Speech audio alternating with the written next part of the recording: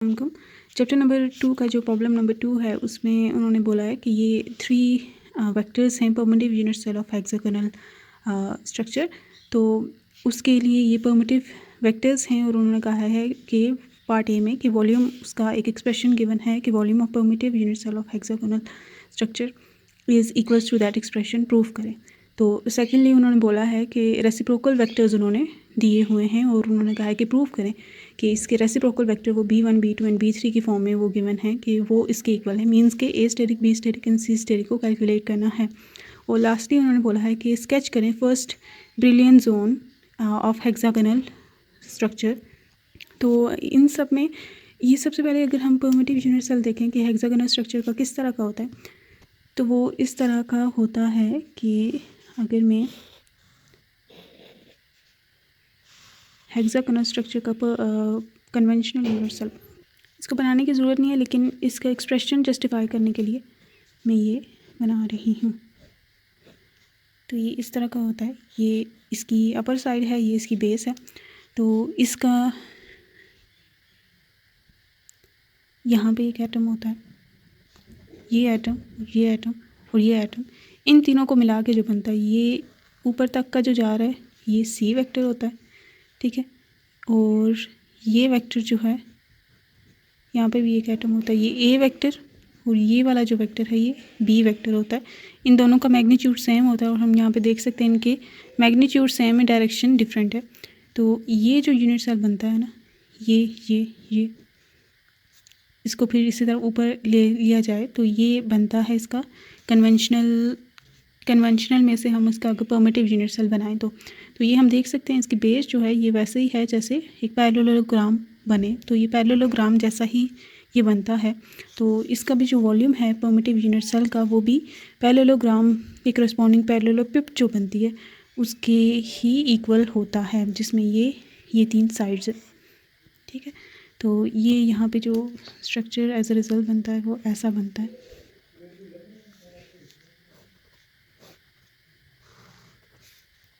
तो अगर इसके पैरेलल अगर लाइंस को ड्रॉ किया जाए तो हमें ये स्ट्रक्चर इसका मिल जाएगा, ठीक है। तो ये इस तरह का स्ट्रक्चर बनता है, ये बेस एरिया है और बेस का हमने पहले भी जस्टिफाई किया था कि अगर ये ए बी साइड है, ये ए साइड है, तो उसका जो एरिया होगा वो ए क्रॉस बी होगा। और ये इसके साथ अगर हम लेंथ के साथ मल्टीप्लाई कर दें, डॉट प्रोडक्ट ले लें, तो हमारे पास ये इसका एक्सप्रेशन बन जाता है। तो ये यहाँ पे हमने वही लिखा है। तो ये इस तरह से भी इसको लिख सकते हैं क्योंकि डॉट प्रोडक्ट में A dot B is equals to B dot O होता है ना, तो ये इधर लिखें या इधर लिखें एक ही बात है। और इसकी परम्यूटेशन के थ्रू हम ये ए डॉट बी क्रॉस सी भी लिख सकते हैं ऐसे कि अगर मैं चाहती हूँ ए बाहर आए तो अंदर होना चाहिए बी क्रॉस सी।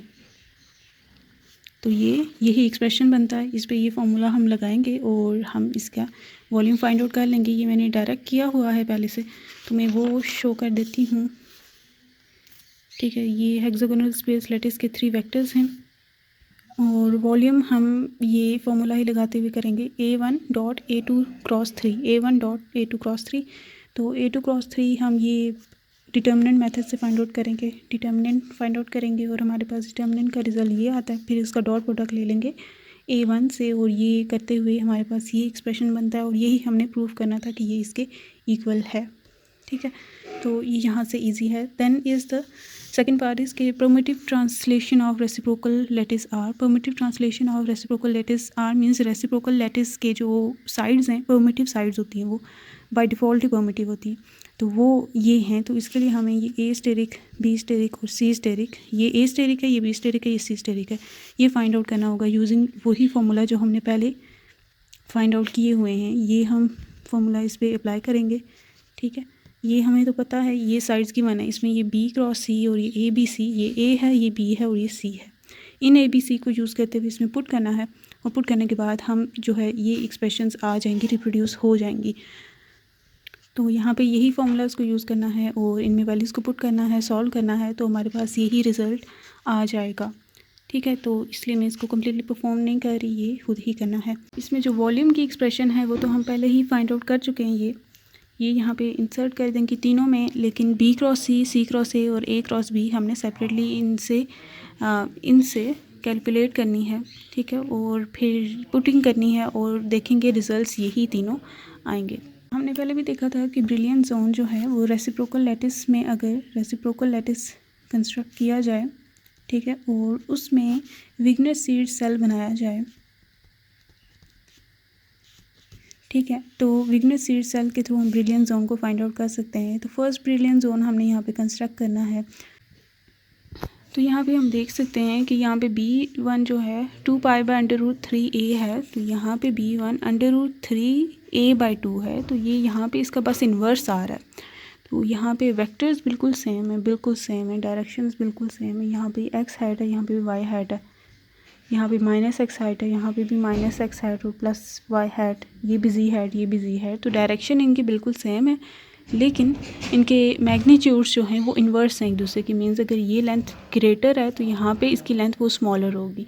तो इसी तरह को चीज़ को रखते हुए हम इसकी कंस्ट्रक्शन करते हैं primitive unit cell of reciprocal lattice of hexagonal structure. ये पॉइंट क्लियर हो गया कि इनके यूनिट वेक्टर्स बिल्कुल डायरेक्शंस उनकी बिल्कुल सेम है, मैग्नीट्यूड्स जो है एक दूसरे के इन्वर्स है। ये ग्रेटर है तो यहाँ पे ये स्मॉलर है, इन्वर्स हो गया ना उसका। तो हमने बस स्केलिंग चेंज करनी है। परमिटिव यूनिट सेल जो हमने ड्रॉ किया था ना, उसकी बस स्केलिंग चेंज करेंगे तो उसका रेसिप्रोकल लैटिस बन जाएगा, और उस पर विग्नर सीड्स परमिटिव यूनिट सेल बनाने का मेथड अप्लाई किया जाए तो वो ब्रिलियंट जोन्स को देता जाएगा हमें। तो हमें वही चाहिए, तो हमने वही अभी करना है, तो मैं वही करती हूँ। तो सबसे पहले हम इसको ड्रॉ करते हैं। मैंने परमिटिव यूनिट सेल इसका ड्रॉ किया। ये सिंपल इसका ओरिजिनल परमिटिव यूनिट सेल है, डायरेक्ट हम कह सकते हैं। और अभी हम इसका रेसिप्रोकल बनाते हैं बाय चेंजिंग द लेंस। और इसमें हेक्सागोनल स्ट्रक्चर में ये याद रखना है A = B होता है, मीन्स इनका मैग्नीट्यूड एक दूसरे के इक्वल ही होता है। तो जितना ये जितना कम होगा उतना ये कम होगा, क्योंकि इन्वर्स ले रहे हैं तो इन्वर्स में कम ही होती है ना क्वांटिटी। तो ये बहुत ज़्यादा है तो ये बहुत कम हो जाएगा। ये वाला C जो डायरेक्शन है, ये C डायरेक्शन है, ये बहुत ही कम हो जाएगी। सो मैं इसको यहाँ पे रिप्रोड्यूस कर रही हूँ। तो स्केलिंग ये यहाँ पे मैं लिखती हूँ और इसके करस्पॉन्डिंग इनके लेंस को कम करती हूँ और वो हो जाएगा। ये मैं कर देती हूँ, ये अब C स्टेरिक हो गया, ठीक है, जैसे B3 यहाँ पे लिया गया, ओके। और B और A इसके करस्पॉन्डिंग इसके मुकाबले में ग्रेटर होंगे, क्योंकि यहाँ पे C इन दोनों के मुकाबले में ग्रेटर है ना। तो इन्वर्स अगर लेंगे तो C सबसे छोटा होगा, ये दोनों उससे बड़े होंगे कंपेरेटिवली। तो ये मैं इतनी लेंथ इनकी ले लेती हूँ comparatively. Obviously these are not exact ones, ये हम अंदाजे से कर रहे हैं, ठीक हो गया। तो इसको अगर आप पूरा यूनिट सेल कंस्ट्रक्ट कर लिया जाए तो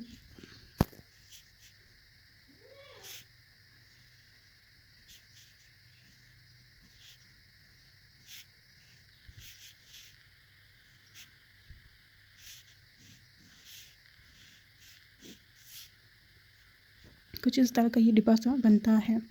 इसका ब्रिलियंट जोन कंस्ट्रक्ट करने के लिए इसका जो लैटिस हमने देखा कि परमिटिव लैटिस कैसे बनता है। तो रेसिप्रोकल के लिए तो इसकी जो ये बेस की शेप बनेगी ना 2D में, ये ऐसी बनेगी। इसके अराउंड जो एटम्स हैं वो ऐसे अरेंज होंगे जैसे हेक्सागोनल में यहाँ पे हो रहे थे, ठीक है।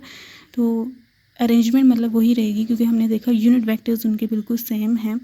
तो हम उनका जो ये फिर ऐसे ही अरेंज होंगे। तो ये वाली बेस हम ले लेते हैं और इस वाली बेस को यूज़ करते हुए इसके हम ड्रॉ करते हैं, ब्रिलियंट जोन ड्रॉ करते हैं। तो ये शेप हमने जहन में रखनी है। इसी शेप को आगे मैं कंटिन्यू करती हूँ और इसका ब्रिलियंट जोन कंस्ट्रक्ट करती हूँ।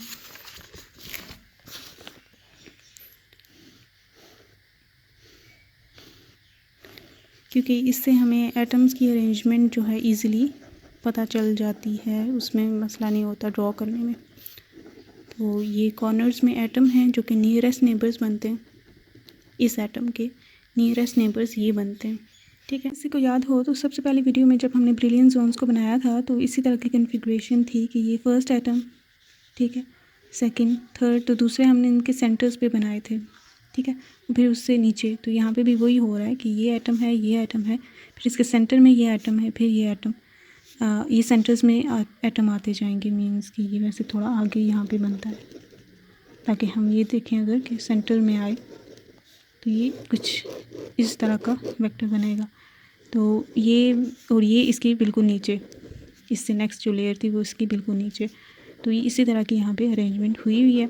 तो वहाँ पे जैसे ब्रिलियंट जोन बना था बिल्कुल वैसे ही यहाँ पे ब्रिलियंट जोन बनेगा। ये हम वेक्टर्स ड्रॉ कर लेते हैं जो नियरेस्ट नेबर तक जा रहे होंगे, वो ये वेक्टर बनता है,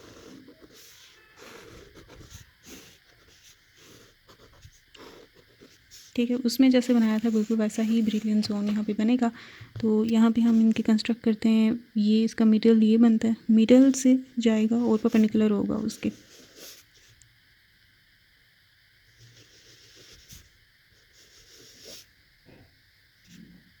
तो ये जैसे बेंजीन का स्ट्रक्चर बना था वैसा ही बनेगा कुछ।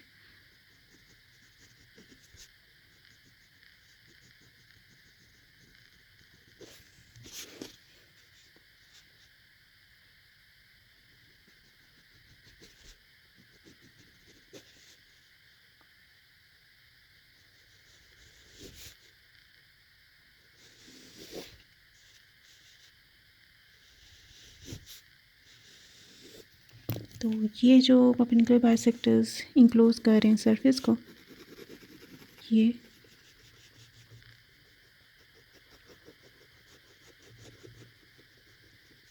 वाली सरफेस, ये इसका फर्स्ट ब्रिलियंट जोन बन जाता है। तो अगर ये बड़ी बनाएंगे हम फिगर तो ये बहुत एक्यूरेट बनेगा। तो ऐसे ये इसका फर्स्ट ब्रिलियंट जोन हमने कंस्ट्रक्ट कर लिया। हम कह सकते हैं कि रेसिप्रोकल लैटिस हमने देखा था कि कन्वेंशनल लैटिस जो थी या परमिटिव लैटिस थी उस जैसी ही उसकी अरेंजमेंट होगी, एटम्स वैसे ही, मतलब उसके रेफरेंस से भी वैसे ही अरेंज होंगे जैसे कन्वेंशनल में थे। और जो शेप है यूनिट सेल की वो बिल्कुल वैसी ही बनेगी, बस उसका स्केल चेंज हो जाएगा। और उसका फर्स्ट ब्रिलियंट जोन जो है, अगर 2D में हम बनाना चाहें तो 2D में उसकी बेस को हम लेंगे और उसकी बेस के ये नियरेस्ट नेबर वेक्टर्स बनाएंगे जो कि यहाँ पे 6 इन नंबर हैं, उनके ऊपर हम परपेंडिकुलर बाइसेक्टर्स को बनाएंगे और परपेंडिकुलर बाइसेक्टर्स से मिलके जो एक शेप बनेगी उसको हम सिलेक्ट कर लेंगे as the Brillouin zone, first Brillouin zone. Benzene like shape है ये।